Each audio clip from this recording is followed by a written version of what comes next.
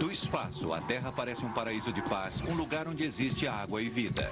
Mas chegue mais perto e você entrará em um mundo onde criaturas mortais espreitam nos becos e onde plantas com aparência inocente preparam armadilhas letais. Na realidade, nosso belo lar abriga assassinos que têm sede por carne. Conheça os assassinos disfarçados do planeta Terra.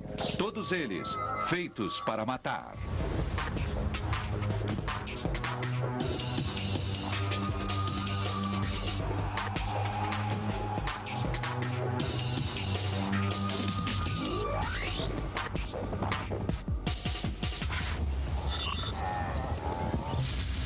A lei da sobrevivência.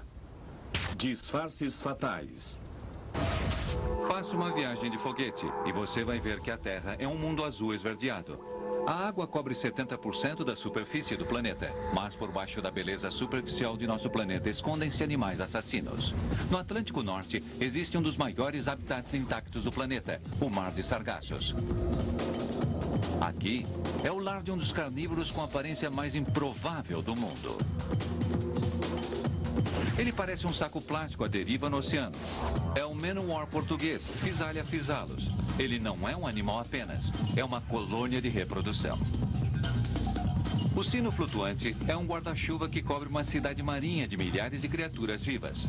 Assim como os membros de uma colônia de formigas, todos eles trabalham juntos, como células em um único corpo. Note esse conglomerado no centro. São indivíduos cujo único papel é se reproduzir. Olhe com um pouco mais de atenção e você poderá ver animais de contato como cordões de pérolas. Depois há os assassinos da colônia. Um conjunto em espiral de tentáculos com ferrões. Eles se estiram a partir das várias linhas flutuantes com a aparência de linhas de pesca. Cada um deles tem até 30 metros de comprimento e é capaz de agarrar a presa e envolvê-la com células urticantes chamadas nematocistos. Olhe mais de perto e verá agrupamentos dessas células urticantes aqui. Em cada tentáculo há milhares de nematocistos. Esse é o arsenal mortal do manowar. Cada nematocisto tem a forma de um minúsculo arpão, preparado para injetar farpas com veneno na carne da vítima infeliz. Quando um peixe ou um humano entra em contato com os tentáculos do manowar, ele dispara um ataque massivo com os arpões. Na ponta dos arpões existe um veneno tão potente que o manowar é perigoso até para seres humanos. Lutar só piora as coisas, pois dessa maneira os tentáculos se enrolam mais ao redor do corpo do peixe. Depois que o peixe morre, os tentáculos com ferrões se contraem para trazer a presa até células especializadas para digestão, abaixo da plataforma flutuante do manowar. Estas células quebram, digerem e distribuem nutrientes do corpo do peixe para todos os outros membros da colônia do manowar. Mas nem todos os peixes são vulneráveis ao veneno do manowar. Este peixe comensal, também conhecido como Nomeus gronovi, consegue viver entre os tentáculos do manowar. Ele se protege dos ferrões com uma camada de muco que cobre seu corpo. Para este peixe, o manowar é uma fortaleza, um lar que o protege de seus predadores e, para o manowar, ele não representa ameaça. Essa criatura, porém, é bem diferente. Conheça a lesma Glaucus atlanticus, um primo bizarro das lesmas que existem no quintal de nossa casa. Essa criatura disfarçada passa a vida toda pendurada de cabeça para baixo na superfície da água, boiando apoiado em uma bolha de ar dentro de seu estômago. Porém, o mais surpreendente é que a Glaucus atlanticus se alimenta dos membros com ferrões mortais da colônia do manowar. Ela come os membros de contato e os de estômago, mas enquanto está se alimentando das células urticantes, a Glaucus atlanticus guarda um truque em sua pegajosa manga. Ela as armazena dentro de seu próprio corpo e ali elas ficam prontas para serem disparadas contra qualquer possível inimigo. Mas nem todos os encontros exigem violência. O Mar de Sargassos é vasto, porém, mesmo assim, ocasionalmente a Glaucus atlanticus tem que procurar membros de sua própria espécie para acasalar. A Glaucus atlânticos é o que chamamos de hermafrodita. Elas são tanto macho quanto fêmea ao mesmo tempo. Portanto, quando acasalam, os dois indivíduos transferem esperma. Mais tarde, elas soltam os ovos pelas laterais. Isso pode ser visto claramente neste indivíduo, uma nova geração de lesmas marinhas predadoras. Esta criatura é conhecida como água-viva, Porpita porpita. Da mesma maneira que o man-o-war português, ela não é um único animal, mas sim uma colônia de tentáculos urticantes sustentadas por uma plataforma flutuante. Ela parece representar um lanchinho apetitoso para Glaucus atlânticos. Assim como quando se alimenta do man-o-war de alguma maneira, o intestino da Glaucus atlânticos é capaz de distinguir as células urticantes do resto da vítima e armazená-las como um todo, de modo que fiquem guardadas para uso posterior. Porém, mesmo lesmas assassinas precisam tomar muito cuidado com os predadores. Conheço um caramujo que foi feito para matar. O Gastropoda gentinide alcançou uma solução inovadora para a vida no oceano. Ele vive pendurado em um monte de bolhas bem abaixo da superfície da água. Olhe de perto para a boca dele. Você verá que o Gastropoda gentinide parece estar armado com fileiras de dentes com aparência de vidro. Ele continua a consumir a Glaucus atlânticos, ignorando, ou talvez imune às células urticantes, os nematocistos. No mar dos sargassos, o Gastropoda gentinide é um predador supremo, feito para matar. Mas vamos esquecer os predadores. Uma das maiores ameaças aos animais à deriva nas correntes e ventos dos oceanos certamente vem das tempestades tropicais. Quando o clima muda, todos esses minúsculos animais passam a ter pouco controle sobre seu destino. E onde terra e mar se encontram, a morte espera. O português espreita nas praias tropicais. Flutuando à mercê das correntes oceânicas e ventos, ele tem pouco controle sobre o local para onde é levado. Estas são as Bermudas, um grupo de mais de 120 ilhas no Mar dos Sargassos, no Oceano Atlântico Oeste. Como as correntes empurram para o norte, algumas criaturas inevitavelmente ficarão encalhadas nas praias desse paraíso tropical. Muitos man-o-war logo estarão espalhados nessas areias, juntos com esqueletos de outros animais estranhos que morrem nessas praias. Mas a vida deles não foi em vão, pois eles são uma ligação essencial de nutrientes entre a terra e o mar.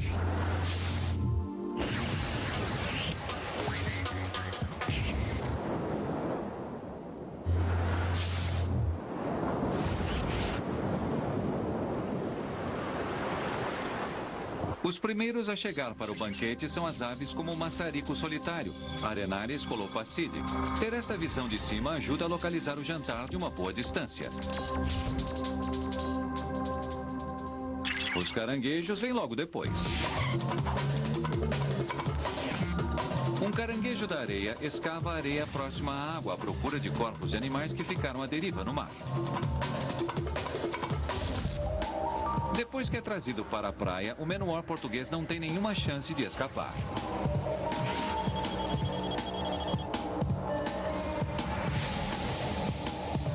O corpo dele se contorce no calor escaldante e a colônia logo morrerá. O caranguejo da areia se move em direção ao banquete.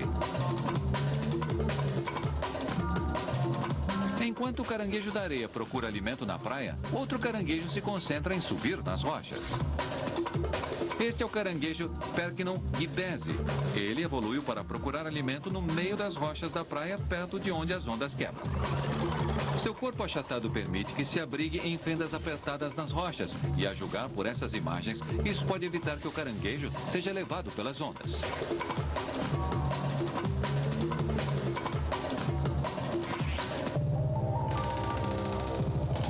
À medida que o animal flutuante seca ao sol, o corpo dele se contorce. No mar, esta contorção permitiria que a plataforma flutuante tocasse a água, mantendo o animal fresco e úmido. Mas nas pedras, isso só piora as coisas. Os caranguejos geralmente procuram por algas, usando a ponta das garras em forma de colher para retirá-las das rochas.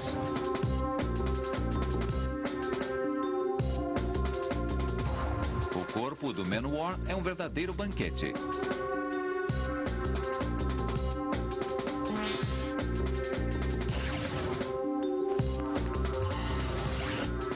Mais acima na praia, o caranguejo do mangue, ou uçá, procura brotos de arbustos e grama na areia seca.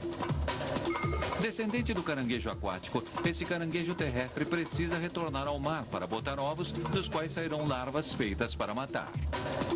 O macho corteja a fêmea ativamente, estabelecendo territórios de maneira atrevida, o mais próximo possível de onde a água chega. Com as grandes patas da frente, ele facilmente faz buracos na areia. À medida que chegam mais e mais caranguejos, a competição por espaço fica difícil. Os recém-chegados precisam ter cuidado para não invadir o território do rival.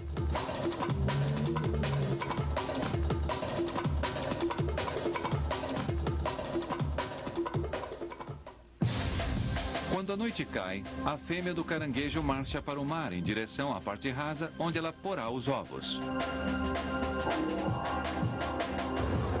A fêmea está carregando ovos que serão fertilizados dentro do seu próprio corpo. E o que acontece em seguida é surpreendente. O caranguejo do mangue fêmea carrega os ovos abaixo do corpo e solta-os no mar, onde eles chocam e são carregados para águas mais profundas. À medida que as larvas se desenvolvem, as correntes as levam para bem longe, antes de surgirem como jovens caranguejos adultos em outras praias ou talvez nessa mesma, às vezes em grande número. Quando os jovens caranguejos voltam, pode parecer uma invasão.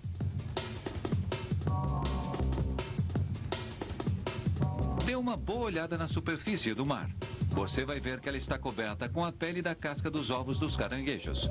Abaixo da superfície, as larvas de caranguejos entraram em um mundo que nós raramente vemos. Estamos prestes a entrar no plâncton. É uma comunidade de minúsculos organismos vivos, alimento básico dos oceanos.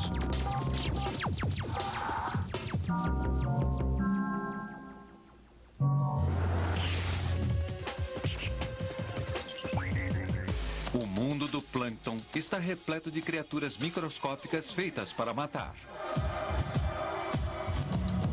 Conheça a Copilia quadrata.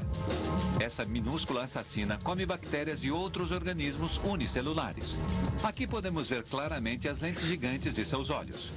Como muitos caçadores primitivos dos mares, supõe-se que a Copilia quadrata use seus olhos simples para detectar a luz.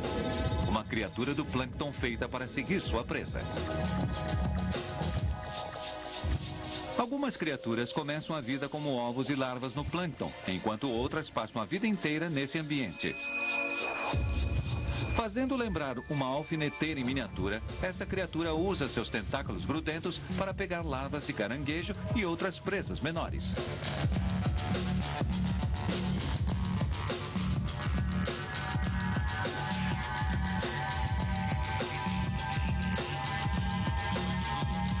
Estas são as esporas de corais.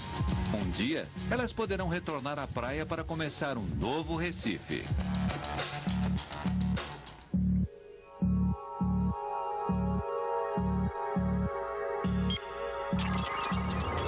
Muitas criaturas do plâncton só visitam as ricas águas da superfície à noite, percorrendo uma jornada de 300 metros ou mais entre o anoitecer e o amanhecer.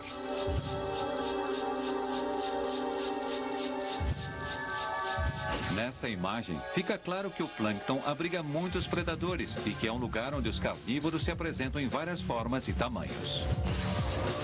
Alguns, como esses ctenóferos e cnidários, permaneceram imutáveis por centenas de milhões de anos. A vida no plâncton pode ser fértil, muito embora algumas criaturas, como essas copepodas, sejam tão pequenas que poderiam até passar pelo buraco de uma agulha.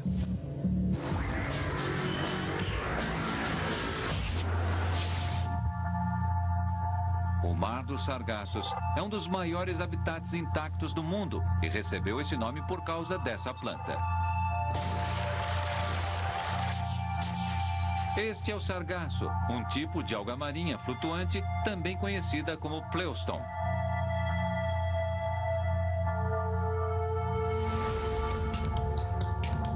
Peixes e pequenas lulas encontram abrigo nessas plantas.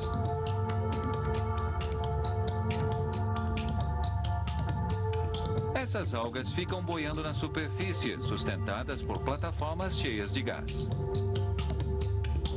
Elas são extremamente importantes para a rede de vida no mar dos sargassos. Até criaturas que pegam carona nessas plantas têm outras criaturas viajando nelas também. Dê uma boa olhada. Você verá cracas vivendo nas conchas de cracas maiores e observando as mesmas vítimas. As próprias cracas vão se fixar a quase qualquer objeto que flutue. Elas estendem as patas emplumadas. Minúsculas cerdas nas pernas são usadas para separar partículas de alimentos como essa água-viva por pita e levá-las em direção à boca no centro de sua concha dura.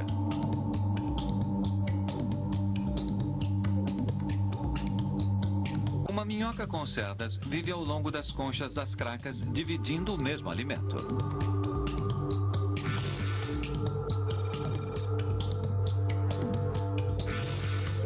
Muitas criaturas se camuflam para viver entre as algas, como este signatus pelágicos e este camarão Natantia decapoda.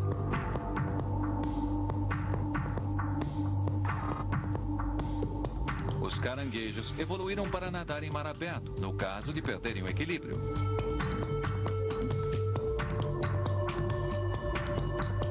Provavelmente não há criaturas aqui que comam o sargaço. Supõe-se que ele sirva meramente como abrigo e lar.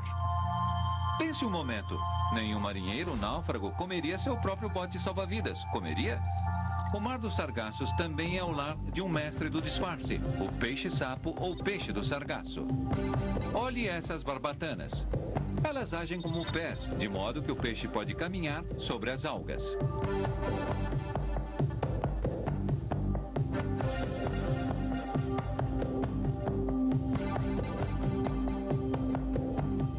Mas mesmo o mestre da camuflagem não pode baixar a guarda. Sempre há peixes maiores à procura de uma refeição.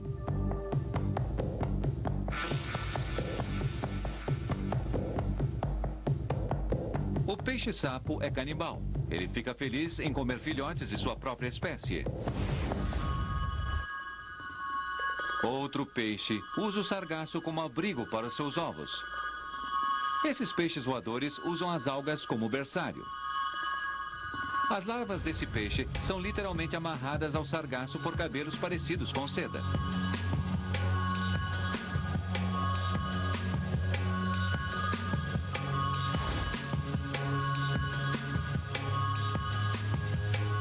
Depois que nasce, o peixe-sapo escorrega através de fios emaranhados e vai para mar aberto.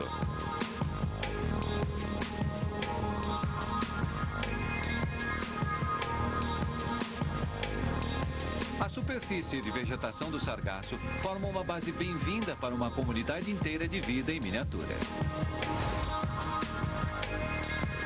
O que parece uma cultura de fungos, na verdade, é uma colônia de criaturas chamadas briozoa, ou animais do musgo. Eles estendem os tentáculos de esqueletos com aparência de conchas duras para filtrar a água, tentando capturar o plâncton. Os tentáculos são cobertos com pelinhos parecidos com petes, chamados cílios, e que levam a vítima em direção à boca no centro de cada minúscula concha. Quando a vegetação do sargaço flutua na praia, significa a morte de um briozoa. A alga apodrece para deixar apenas o esqueleto para trás.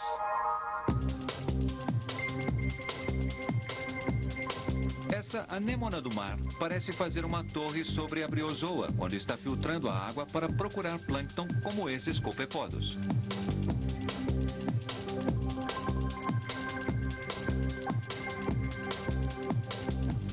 As anêmonas também pegarão presas maiores como esse filhote de peixe voador.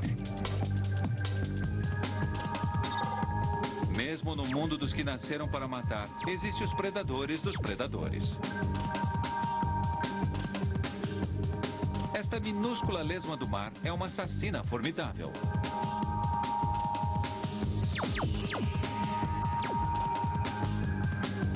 Observe-a trocar de papel com a anêmona.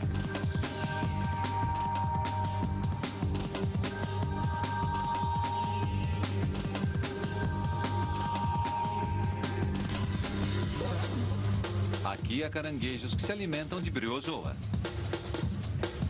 Conhecidos como planes minutes, o corpo deles varia na cor para ajudá-los a se esconder em diferentes regiões dessa vegetação marinha, claro nas bordas e escuro no centro. Outros assassinos são tão pequenos que nem precisam se esconder. Suas vítimas não os veem, mas o que é pequeno pode ser mortal. Esse microscópico animal usa células urticantes para matar suas vítimas. Quando a vítima está passando, ele lança uma descarga de flechas mortais.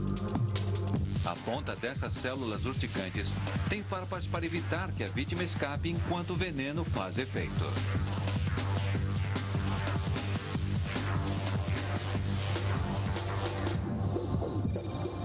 Mas permanecer no mesmo lugar pode ser um problema quando se trata de colonizar novas áreas do sargaço. Esta minúscula criatura descobriu uma maneira de superar isso. Quando ela alcança um certo tamanho, estruturas parecidas com botões aparecem nas laterais. Esses botões são larvas que nadam livres, lembrando pequenas águas-vivas. Chamados de hidromedusas, esses botões flutuarão pelo oceano, criando uma nova geração. Mas nem todos conseguirão. O mar de sargassos é um ciclo infinito de vida e morte, e os predadores podem ser encontrados em quase todos os lugares.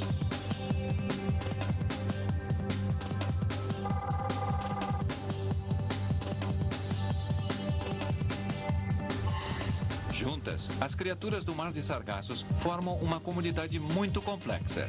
Muitos membros dessa comunidade são assassinos, mas em outras partes do mundo, a própria vegetação se tornou assassina. Se você acha que os animais detêm um monopólio de ingestão de carne, prepare-se para conhecer plantas com apetite por carne e sangue. Assim como os animais, as plantas são seres vivos e isso significa que elas precisam se alimentar. Mas ao passo que os animais se movem à procura de alimento, as plantas têm raízes que aprendem a um lugar. Por isso, algumas desenvolveram meios terríveis para pegar suas vítimas. Mesmo as flores mais inocentes podem ser assassinas mortais. Plantas comedoras de homens existem apenas na ficção, mas essa ficção é baseada em fatos. Em algumas ilhas do Mediterrâneo, como por exemplo a Sardenha, pode ser encontrada uma planta chamada Arum Lili, Helicodíceros muscívoros. Ela aperfeiçoou a arte de pegar insetos, tirando vantagem da necessidade que eles têm de se reproduzir. As moscas Calliforide normalmente põem seus ovos em corpos mortos. As larvas desses insetos são essenciais para a decomposição da carne e nessas ilhas do Mediterrâneo não faltam cadáveres. As gaivotas vêm aqui para se reproduzir na primavera. Elas são aves descuidadas e a ilha logo fica repleta de filhotes mortos, ovos e outros tipos de lixo. É um paraíso para as moscas Calliforide. A Helicodíceros muscívoros programa o desabrochar de suas flores para coincidir com a estação de reprodução das gaivotas. Cada planta produz até 3 flores do tamanho de um prato. O botão dessa flor forma uma plataforma horizontal que tem a mesma aparência e odor de um cadáver em decomposição. A Calliforide, principalmente a fêmea grávida, pousa nessas flores em busca de um lugar para botar ovos. Quando a mosca pousa em um cadáver de verdade, ela primeiro precisa encontrar uma abertura, talvez uma cavidade ocular ou boca por onde as larvas recém-nascidas possam entrar no corpo. Então, as moscas pousam nas flores também procurando por uma entrada escura e úmida. A flor tira vantagem desse comportamento para guiar as moscas para uma parte mais funda dentro do seu corpo. Os padrões escuros, a densidade dos pelos, a direção na qual eles apontam e a concentração de odor, tudo isso guia as moscas cada vez mais para dentro. Agindo como se estivessem em uma carcaça de verdade, as moscas entram na câmara escura da flor. Uma vez lá dentro, pelos bloqueiam o pescoço da flor, evitando que as moscas escapem. Esta câmara contém flores masculinas ainda não maduras. Abaixo delas, há flores femininas maduras, receptivas ao pólen trazido no corpo de algumas das moscas. Esta câmara é uma cópia tão real de carne em decomposição que algumas moscas até botam os ovos dentro dela. Alguns desses ovos até podem chocar, mas os filhotes estão fadados a morrer de fome. Porém, os adultos são mantidos vivos com o néctar das flores femininas. Cerca de um dia depois que as moscas entraram na câmara, as flores fêmeas deixam de ser receptivas ao pólen. Isso evita que elas sejam fertilizadas por suas próprias flores. Está na hora de as flores masculinas soltarem o pólen que está nelas, pulverizando as moscas com ele.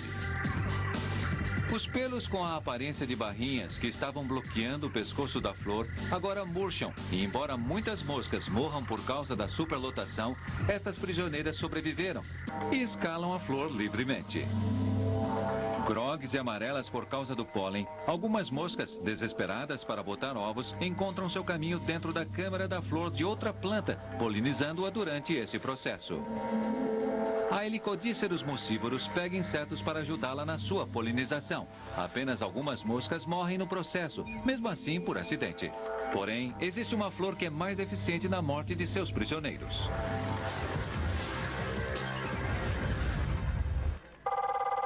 A nenúfaro azul, Ninfea capense sul-africana, parece ser uma flor normal, atraindo insetos como essa mosca para se alimentar de néctar. Até agora, nada de diferente nessa inocente flor. Mas olhe mais de perto. Tem uma coisa muito ameaçadora acontecendo. Analisemos esta flor. No primeiro dia, ela parece uma flor comum, pétalas ao redor de uma piscina de néctar para atrair insetos como essa mosca. Mas olhe de novo, é um truque. O que parece uma fonte fácil de alimento, na realidade, é uma armadilha mortal. Mas por que matar um possível polinizador? Porque é provável que uma das moscas que estejam morrendo já tenha visitado outra dessas flores.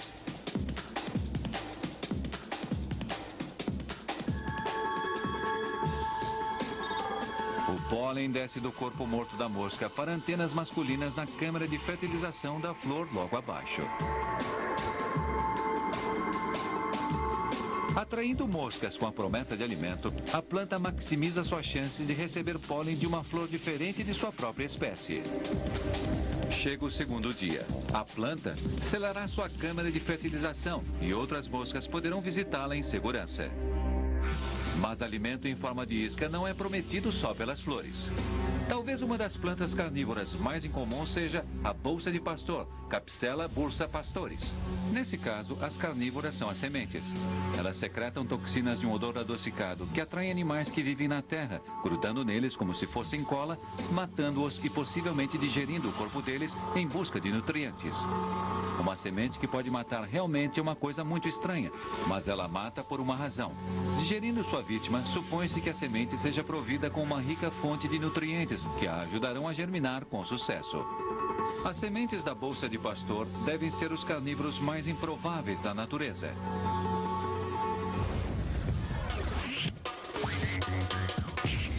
Geralmente, são os animais que se alimentam de plantas, e embora a maioria delas não queira instigar uma luta, algumas querem.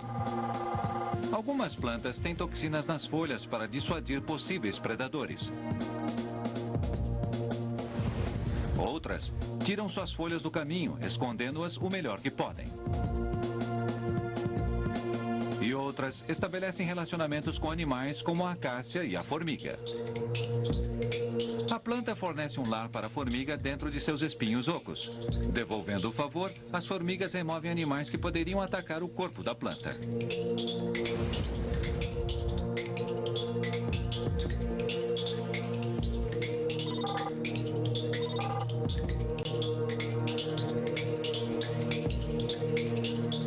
Outras desenvolveram folhas grudentas para afastar possíveis predadores. As folhas podem fazer a boca de herbívoros grudar ou prender insetos menores.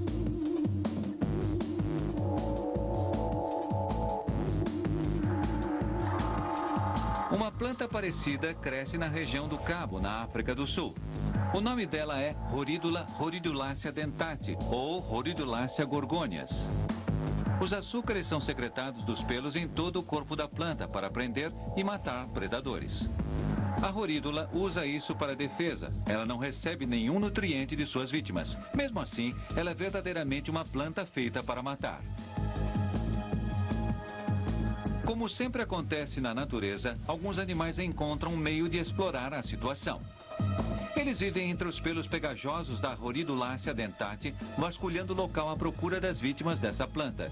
E a planta pode muito bem se beneficiar disso, devolvendo o favor de uma refeição de graça. Ela pode absorver o lixo nutritivo excretado por esses insetos.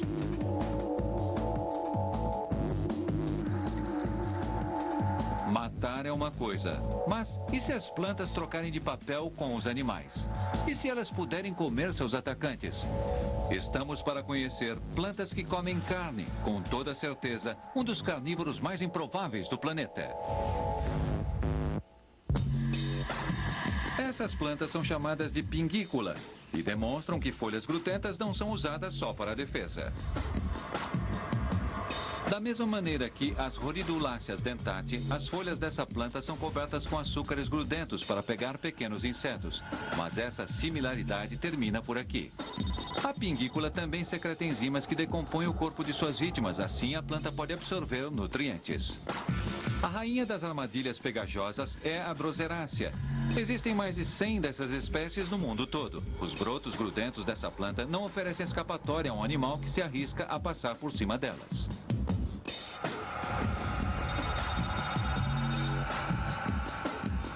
Elas não possuem glândulas de néctar, mas os pingos de cola parecem néctar para uma presa distraída. Essas glândulas não secretam só a cola, mas também ácidos e enzimas para dissolver e digerir a carne das vítimas. Porém, o processo é um pouco mais complicado do que nas pinguículas. Em resposta ao contato com uma vítima, um sinal é mandado através do caule, que sustenta os brotos pegajosos, conhecidos como tentáculos, até a parte mais larga da folha.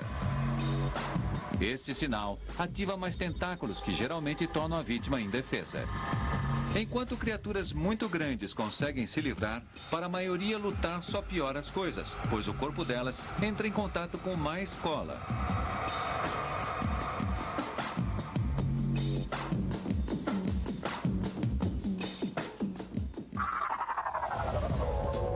Depois, a planta passa por um breve período de crescimento ao longo de um dos lados da folha, fazendo-a se dobrar sobre a vítima, embrulhando-a. Esse processo pode levar alguns minutos ou alguns dias e se vê mais facilmente em intervalos regulares de tempo. A dobradura da folha não só maximiza o contato entre a folha e a presa para a digestão, mas também permite que a folha haja como um guarda-chuva, evitando que a chuva leve embora seu precioso alimento. Depois que a digestão acaba, o processo de crescimento é repetido ao longo do outro lado da folha. Dessa maneira, a folha volta à sua posição anterior e a armadilha está montada novamente. Como há um limite para o crescimento total de qualquer folha, o processo de dobrar só pode ser repetido 3 vezes. Como resultado, a Droseraceae precisa ser econômica. A dobradura de suas folhas geralmente é ativada apenas pelas vítimas maiores e não começa antes que a vítima esteja totalmente segura. Os mosquitos emergem das águas do lar pantanoso da Droseraceae. Mal sabem eles que estão em um campo minado de plantas assassinas.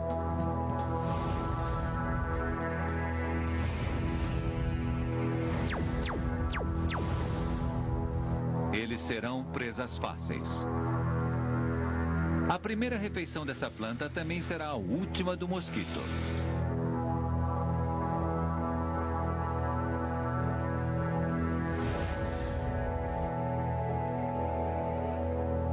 Quase todas as plantas carnívoras têm uma coisa em comum. Elas crescem em condições onde os nutrientes são escassos. Elas precisam ser muito eficientes em outros aspectos, pegando e consumindo animais. Algumas delas se tornaram tão boas nisso que acabam quase que se comportando como um animal. Esta é uma delas, a Aldrovanda vesiculosa. Ela cresce abaixo da superfície da água, entre os caules de juncos, bambus e plantas similares. Como muitas plantas flutuantes, esta também não tem raiz.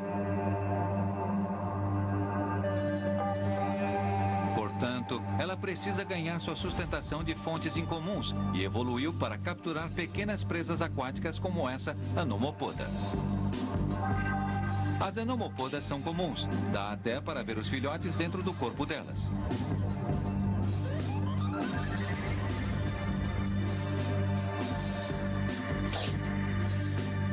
Elas podem fornecer uma abundante fonte de alimento para a planta.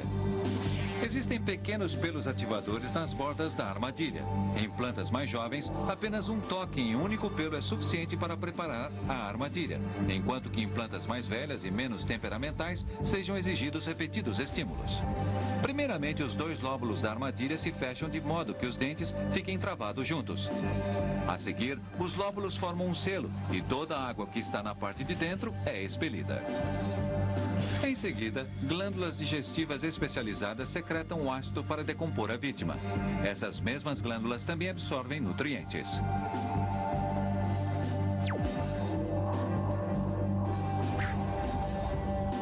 Outra planta aquática criou uma notável armadilha como esta. As flores amarelas na superfície desse lago não permitem que se levante a suspeita de que há um predador abaixo. Essa é uma utriculária. E a armadilha dela assustaria até a mais difícil das vítimas. Como a Aldrovanda vesiculosa, ela não tem raízes, portanto precisa obter alimento por outros meios. Embora menores que uma cabeça de alfinete, essas minúsculas bolhas podem estar entre as armadilhas mais sofisticadas de qualquer planta carnívora. Cada uma delas contém um espaço vazio por dentro.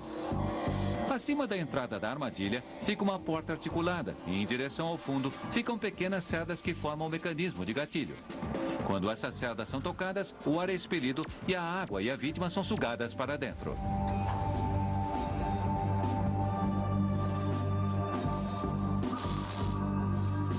Podemos ver as bolhas incharem enquanto o ar é expulso e a vítima se torna uma prisioneira. Assim como acontece com a Aldrovanda vesiculosa, o prisioneiro em seguida é digerido. A bolha é adaptada para pegar minúsculas criaturas aquáticas como pulgas d'água e larvas de mosquito. Muito embora a larva de mosquito seja grande demais para caber na armadilha, o corpo dela será digerido em estágios.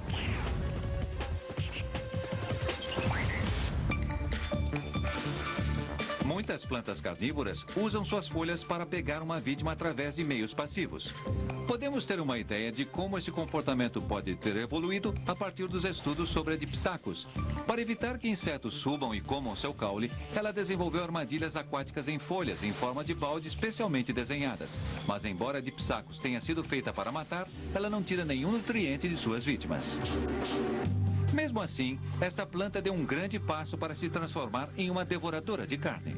E se for dado o tempo necessário, ela poderá muito bem fazer a transição. Outro grupo de plantas também pode usar a água como uma armadilha para insetos. Muitas bromélias vivem em regiões áridas ou no alto de ramos de árvores em florestas tropicais. Nas duas circunstâncias, elas pegam e retêm a água em um arranjo de folhas com aparência de funil. A água pode, por sua vez, agir como uma armadilha acidental para insetos. Olhe bem de perto. Algumas bromélias têm a superfície das folhas encerada para ajudar na conservação da água. E isso pode tornar essas folhas muito escorregadias para uma possível presa. Embora não possam digerir a presa, suas folhas absorvem nutrientes da decomposição. Um projeto parecido de armadilha foi levado ao extremo pela Nepentácea. A estrutura básica da armadilha é muito simples. As folhas se enrolam para formar um funil que gradativamente se estende da base para cima para formar uma estrutura com aparência de sino. Como as bromélias, a Nepentácea fica cheia de água da chuva na qual a presa é capturada. Mas primeiro a Nepentácea precisa seduzir suas vítimas. A armadilha consiste em 4 partes. A primeira é conhecida como colher. Essa área é coberta com néctar com um odor muito forte que atrai as vítimas. A segunda zona é a área de sino acima da linha d'água. Esta parte também é dotada com glândulas de néctar e tem uma espessa cobertura de pelinhos que apontam para baixo.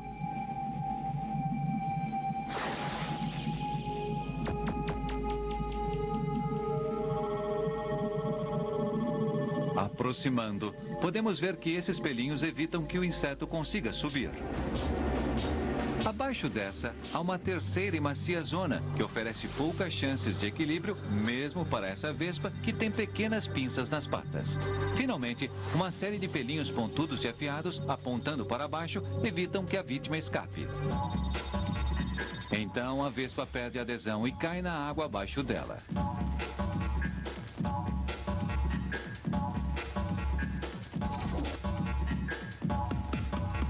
Depois da morte, a digestão começa e continua até todas as partes da criatura se dissolverem completamente. À medida que a Nepentácea vai ficando mais cheia, os corpos mortos se tornam compactados pelo peso dos que estão por cima. A Nepentácea pode ser capaz de pegar milhares de insetos durante sua vida. Em outras palavras, esta é a planta que possui algo mais próximo do que seria um estômago. Inacreditavelmente, alguns insetos evoluíram para viver dentro da Nepentácea. Alguns mosquitos só conseguem se reproduzir aqui. As larvas se alimentam dos corpos em decomposição presos na Nepentácea. Os produtos expelidos pelas larvas podem até fornecer nutrientes para as próprias plantas. E quando o adulto emerge, eles de alguma maneira conseguem escapar através de um mini campo de armadilhas de pelos, colas e ceras usadas para prender as criaturas com menos sorte. Algumas até roubam alimento da isca das plantas no caminho da saída.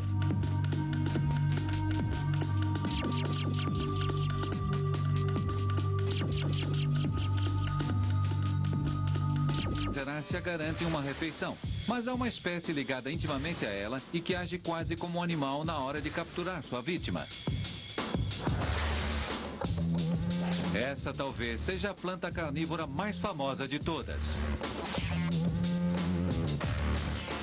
Conheça a Dionaea muscipula, a primeira planta a ser considerada feita para matar. Os animais são seduzidos para pousar nas folhas dessa planta por causa do néctar. Mas a verdadeira intenção é a ativação do mecanismo de uma armadilha mortal da planta. Presa em uma jaula, a vítima raramente escapa viva.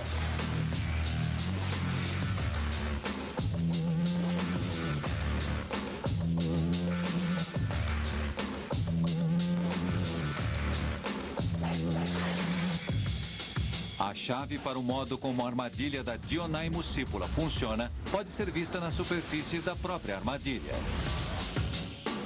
Os dois lóbulos que formam uma armadilha estão ligados a uma articulação ou a uma espinha. A superfície de cima de cada lóbulo tem a forma de um prato e junto com as bordas de fora existem de 15 a 20 dentes duros e pontiagudos com a aparência de garfos que se encaixam quando a armadilha é ativada. Abaixo estão fileiras de glândulas que secretam néctar usado para atrair a vítima. Em uma área central do lóbulo de cada folha, há entre 3 e 5 pelos reatores que ativam a armadilha. A superfície interna da armadilha fica avermelhada quando ela é exposta à luz solar, o que pode destacar sua presença e tornar o néctar ainda mais atraente para os insetos. Se uma vítima se esfregar contra um único pelo reator, a armadilha não é ativada. A vítima tem que tocar em 2 pelos separados ou em um pelo 2 vezes, em um período de 20 a 30 segundos, para que a armadilha seja ativada. É um sistema que resguarda a planta contra um falso alarme e evita que a armadilha seja disparada sem necessidade. A chuva também não ativa a armadilha. Mas Seixo sim, porém ela logo abrirá outra vez. Quando os pelos são tocados, supõe-se que seja gerado um sinal elétrico.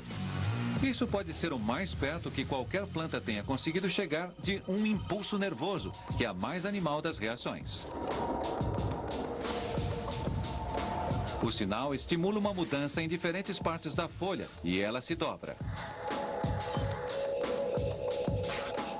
Em plena luz do sol, esta reação pode acontecer muito depressa, levando somente 1/30 de segundo.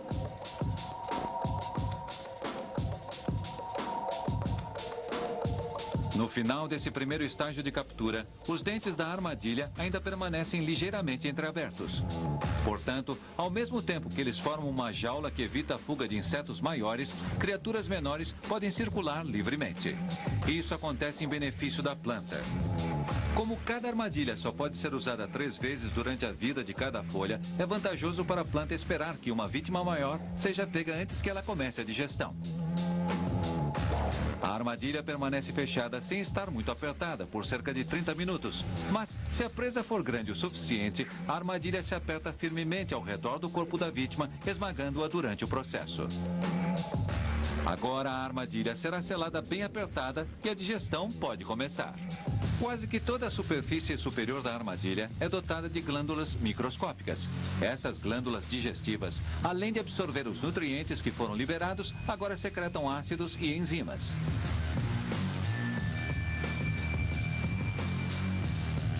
Quando a digestão acaba, a armadilha se abre novamente. Tudo o que resta da refeição são as asas e o esqueleto.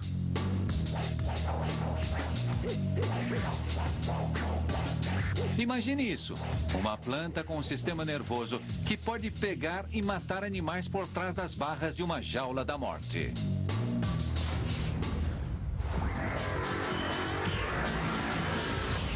Alguns dos predadores mais mortais da natureza são os que levantam menos suspeita. Nosso belo planeta abriga muitas criaturas com más intenções. Até mesmo as flores mais inocentes podem esconder armadilhas mortais. Portanto, é melhor você tomar cuidado. Nosso mundo é um lugar onde até as plantas podem ser feitas para matar.